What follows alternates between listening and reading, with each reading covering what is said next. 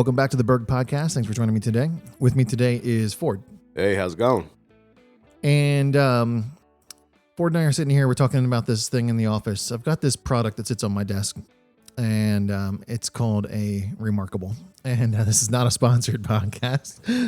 Someday, not today. Yeah, maybe someday.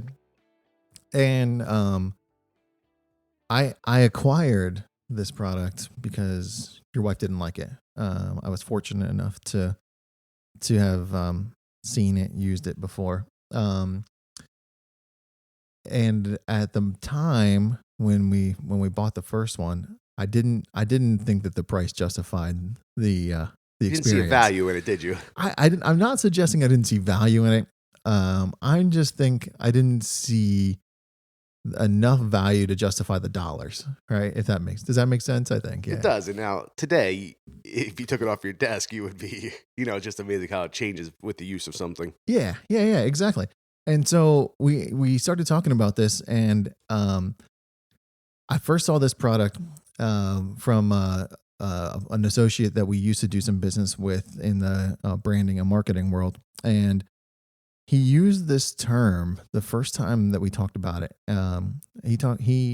He was ecstatic about it, but he asked me if I was a brand evangelist about any products, because that's what he was doing. He was evangelizing, right? I said, do we have to look this up in the dictionary? Like, what is this term? New term of the year? He was proclaiming this product for sure. And he asked me if I was a brand evangelist. And I said, well, not really. I couldn't think of anything that I was like, oh, that's, if you're going to buy one thing, you got to buy this brand, right? But I thought it was an interesting topic because now this specific product, I've had, I don't know, I couldn't even tell you, maybe a dozen. 2 years?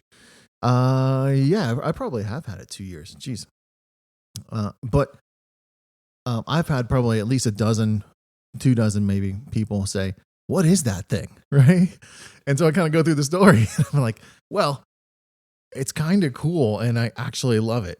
But here's how I got it at the right price. Here's how I came to the conclusion. And so I thought that was interesting. And I thought, like, are you a brand evangelist, Ford? Do you have? I would say a duplicitous answer of yes and no.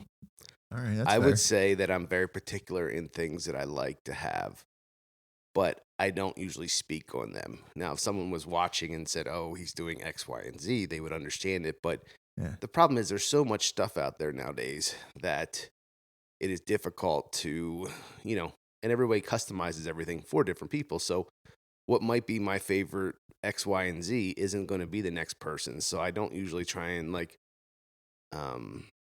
sell other people on what I have. So I guess I would say no and not in that way, but I definitely am very particular to particular brands. It's tricky, isn't it? Right? When I actually had this experience today. We've talked about my son before on the podcast, Aiden. Aiden is into photography, videography, etc. He's got a camera that is a hand-me-down camera from me. So it's relatively old at this point, but he's got some nice lenses for it, etc.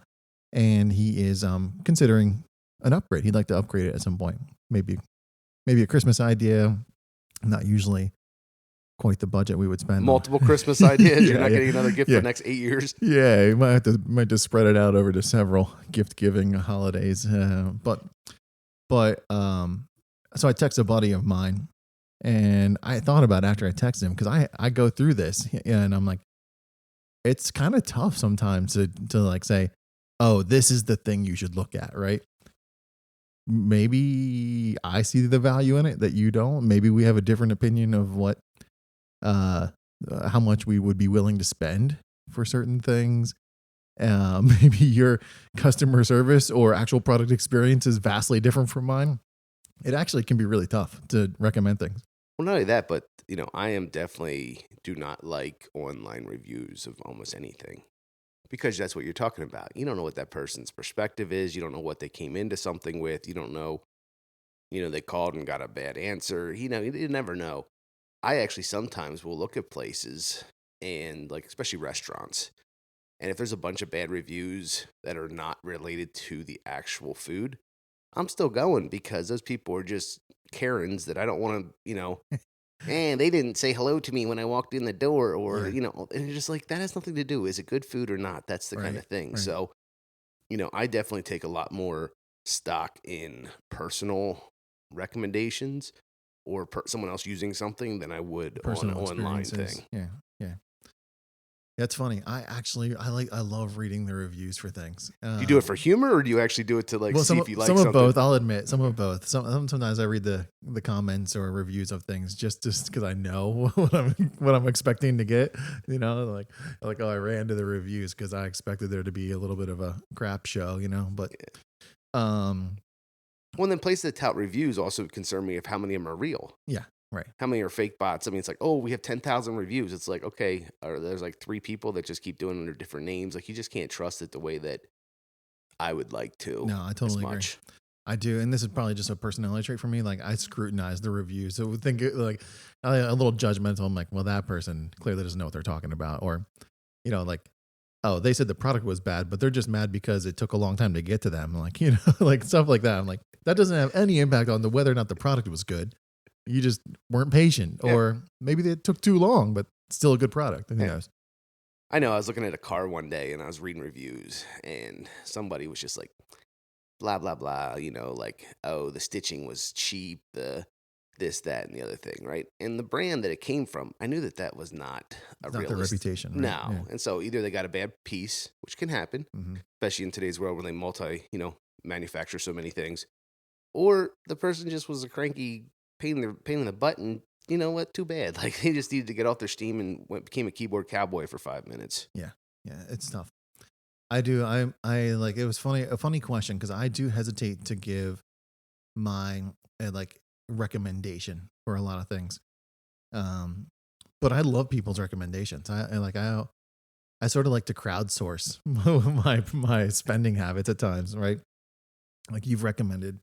I don't even if you say recommended, but there's a brand of like polo shirts that I know you buy, and I know how particular you are about things. So I'm like, oh, those must be good. Ford likes them. Ford wears them.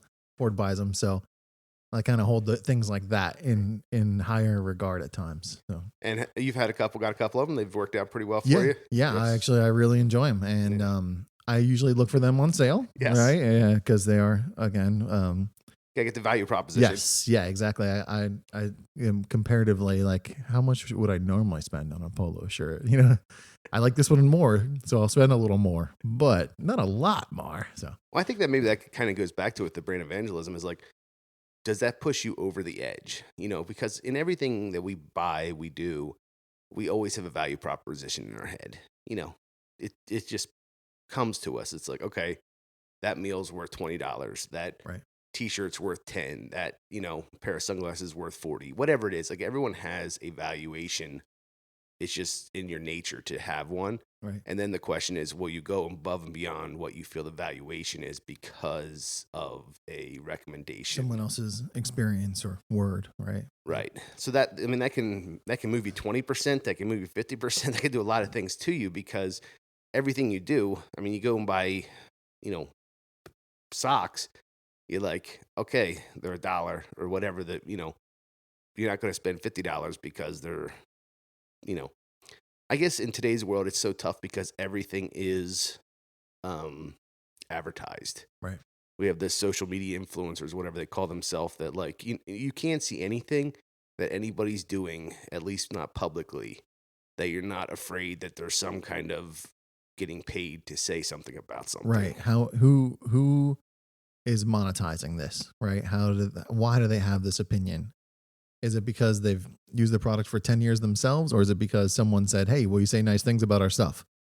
Yeah. Exactly. And like there's a product that the Rock, Dwayne Johnson. Dwayne Johnson. That's his real name, yes. but The Rock. The Rock. We all know. I grew up at that time frame, so he was The Rock, and he came out with a product, and I actually stayed away from it for like 2 years because I was afraid that it was too promoted and not real. And then I tried the product, and it was actually good, but I just like it gets so over promoted that you're kind of like, all right, is this just a shtick or is this real? Yeah. That's the tough part. That's why I think for me, the personal recommendations, I know that person's not getting paid to do that. So if they're doing it because they like it, not They because somebody actually, said they liked it. yeah.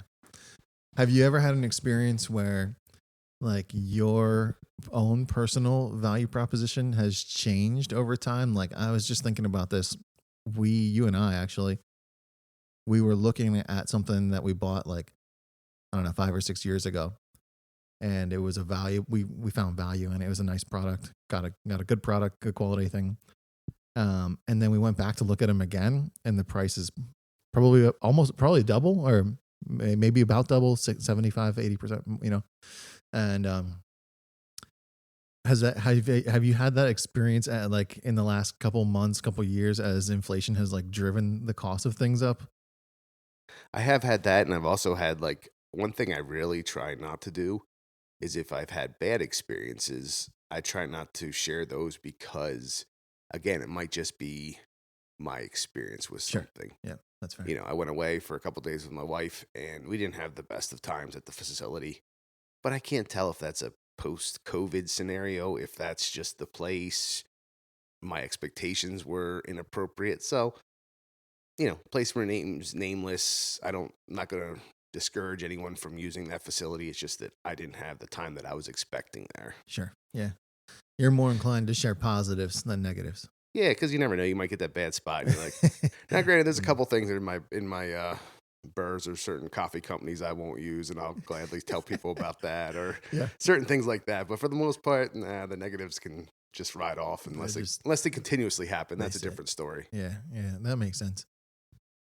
Yeah. I was thinking along these same lines. How, every brand has this, right? Every brand wants to be the one that people talk about. I'm assuming for some reason. Some people say any publicity is good publicity. Good publicity. I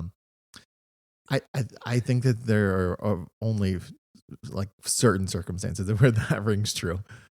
I got to imagine that if you're trying to sell something and it's getting a lot of negative publicity, that's probably not good for business. I don't think there's enough people out there that want to be countercultural to be like, oh, let's go buy this product after there's like 1,000 people saying something negative about it. Right. Yeah. But along those lines, in regards to like all brands want to be the one that people talk about, I was thinking about this with our own company, and maybe not even like Berg Construction, but like industry wide construction companies in general. How do you kind of become the brand that people evangelize about? Like what makes people say you should use Berg Construction, or you should use the home builder down the road, or whatever it is. I was trying to like, how do you do that? How do you become that thing? I mean, I'd have to think that it's word of mouth or something that you've had an interaction with. Because there's lots of people, in this community that don't even know we exist because they don't get involved in construction. So maybe it was their encounter with us. They drove by a job site, it was clean, or, they're talking to one of our guys on a street corner and, he was helpful to them. I mean, it's all the small things, the things that when you're day to day, you don't count, but that must be it. Because otherwise, I mean, you Google, you'll get Yelp's top 10 local contractors, which I have no idea why they're doing that, but I mean, that's the kind of thing that Right. happens. Yeah. The first 3 pages of Google are like companies that are consolidating and just advertising Sponsored stuff. events. Yeah. Exactly. Sponsored. Yeah. So I think that must be it. But I think then the second piece is it the appropriate people that are evangelizing? Mm-hmm. Because, John Doe down the street that isn't in the business, isn't going to be in the business, and doesn't know anybody in the business, him having a good thought or a negative thought doesn't have a huge, but to the owners, the clients, the subcontractors, those type of people, a few valuable people with the right things are probably more important than a crowdsource version, especially in our industry. And that's something interesting. So you just said there about like, it's got to be the right source. And that's interesting because just any random person saying good things about a brand could be very meaningless unless for some reason that person's opinion means something to you. Right. Yeah. That's interesting because you could you could hear a lot of positive things that are totally irrelevant because you're not the right market. You're not looking for that service. Um, and I think, in service related industries like ours, construction in general is a service. It's not necessarily a product. We're not selling widgets. We're selling the result of something, right? Um, I think that's got to a lot of times it's got to be the right person looking for the right thing, but it's also got to be that person's experience. So Well, especially, there's other industries related to construction where that's big too. And a lot of challenges, a lot of feedback you hear is like, oh, it's so expensive for like a plumber or an HVAC person, and you might not have called them in a couple years. You might not have quoted it out. And you're like, oh my goodness, they're so expensive.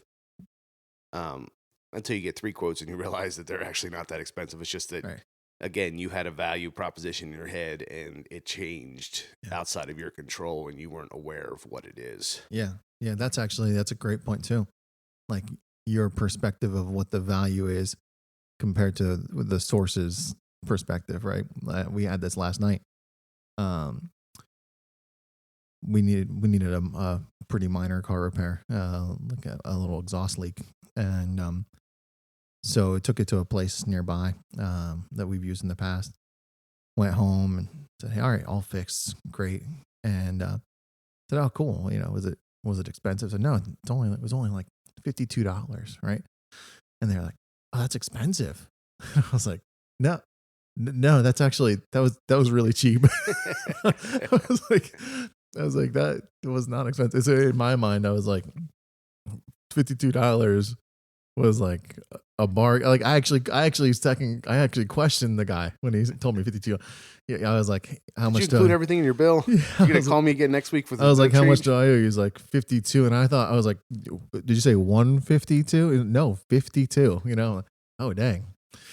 So, I think that actually gets back to the communication and the sales. And I'm not talking the hard sale like on the front end, but communicating appropriately with the customer so they understand the value of what you're doing and why it costs what it does. We talked about this before, but we use a lot of what we do costs a lot of money. Big numbers. But it's not all like take home money. Like we have to sure. buy the materials, we have to buy the equipment. There's a lot of stuff involved. And so all that comes back out. There's not like this huge pot of gold at the end of the Lucky Charms. It's, you know, why is that underground bed cost $300,000? Well, there's $100,000 in this material. There is $100,000 in this material in there. There's $40,000 in equipment in there. That's $240 before you even any people show up. And then there's miscellaneous things. All of a sudden, of that $300,000, there might be $20,000 left over that goes to us. But it's just Right. how it's used and explained to the customer so they understand, the excuse me, the stormwater stuff has really exploded in the last couple of years because of some government regulations.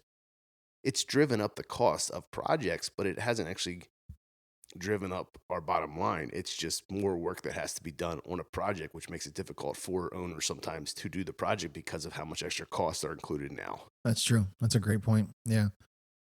And sometimes you feel like you're having to like justify it, right? Like like, well, yeah, it costs, $20 for that widget, but you got to remember, like, they had to have a building to make it in. They had to have somebody to make it. They had Some to, machine. yeah, it had the right equipment, the people who knew how to use the equipment, and And somehow you had to know that they even make it. right, yeah, yeah, you had to know it existed, the product or service, and some of those things add up in a hurry, and there certainly are some like Fortune 500 companies out there making lots of bucks and being scrutinized, but a lot of your local businesses are not exactly killing it just because something's more expensive than it used to be. Well, and that's the challenge, stuff, I have a very tough challenge with some people's theories out there, but it is what it is. But, you know, as everything goes together, a rising tide raises all ships in my mind. And so if we can pay our people more, what we do costs more. What we do costs more, means that the McDonald's that they build costs more, which means that the hamburgers cost more inside of that facility. And it goes in a circle. There's no place where one gets jacked out of unreality. It has to blend itself across. So it's, Right. People are all excited. The last couple of years has been a wage increase, which is great, but everything else is great, gone up too, or maybe a little bit more. Sure. And so it doesn't feel like there's more in our pocketbook at the end of the day because everything just keeps in line with each other. One thing can't seem to get too far out of the whack with everything else. Yeah, all of it is what the market can tolerate or will bear, right? I mean, yeah, a lot of moving pieces. None of these things are mutually exclusive. One thing changes, it usually changes the whole economics of the thing. Yeah. Well, actually, jumping back, but I just found it funny because you guys were talking about it earlier. I am a brand evangelist about one thing. Oh. Wawa. When I find a sheets person, yes. I might look at them a little differently because I'm like, oh, you're a sheets person. All right. Sorry. It's kind of the Apple, Droid or whatever. Apple Android or Apple, whatever they call themselves now. Yeah, whatever. Same kind of scenario. I'm like, yeah. If you're from the middle of the state or out west, and I understand it's kind of like if you're a sports fan of a team from somewhere else and you live there, you have that in. But if you're from here and you have both and you still gonna rock sheets, yeah, I'm gonna be a little questioning of your evangelism or other things in the future. You no longer hold the value quite as high when you hear their advice. That's fair. We were talking about that, the sheets Wawa conversation, and I didn't really know Wawa growing up. I didn't really know Sheets either. I think the Sheets in town, the New Holland one. Yeah, I think they built that maybe when I was end of high school. High school, closer to the end of high school. I'm not sure.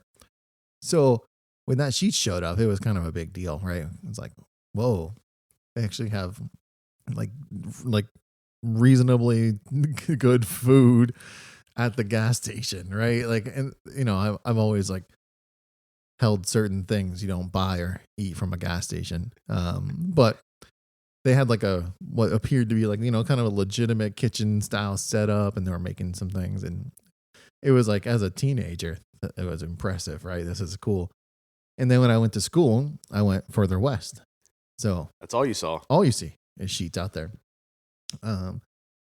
So I wasn't as exposed as some others might have been to the whole Wawa phenomenon. And but now that we have one in town, I certainly will. We have both in town.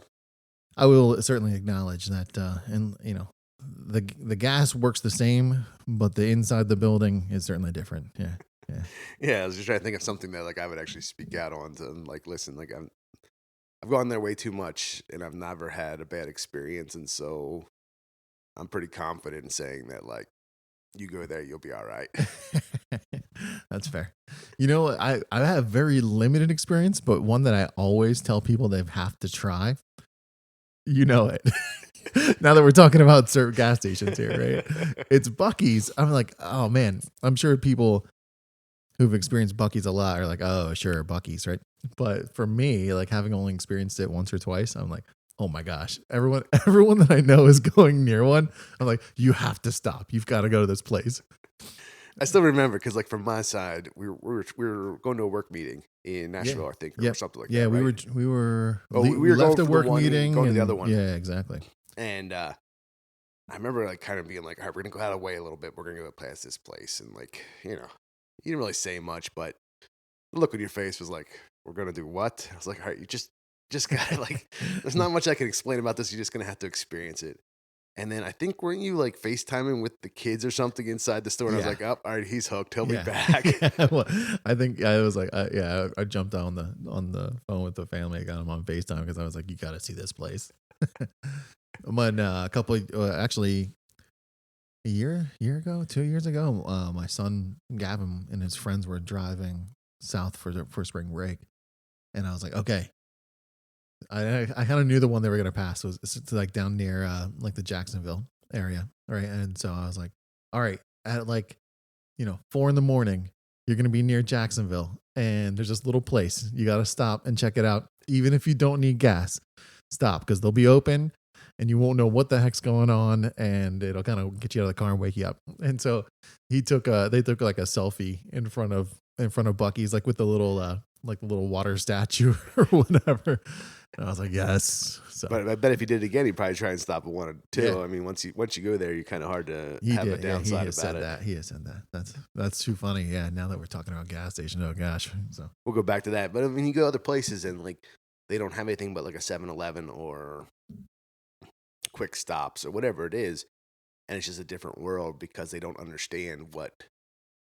I mean, now it's spread. So it used to be, you know, I'd call it the Northeast was really big on these, but it's catching on other places. yeah, for sure. I agree. But So, yeah, I mean that's a brand evangelism I would say I do, but I think that like the appropriate people, talking to the appropriate people, and sometimes just letting them know what you do is helpful because you never know where that'll end up. You know, you might tell Joe, and Joe might tell John, and John might tell Bob, and Bob actually needs to know that at that time. You never know where it's going to be.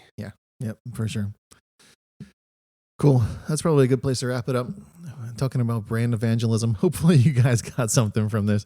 Maybe you'll try stopping at a Wawa or a Bucky's in the future. But thanks for joining us, and we hope you come back for another episode.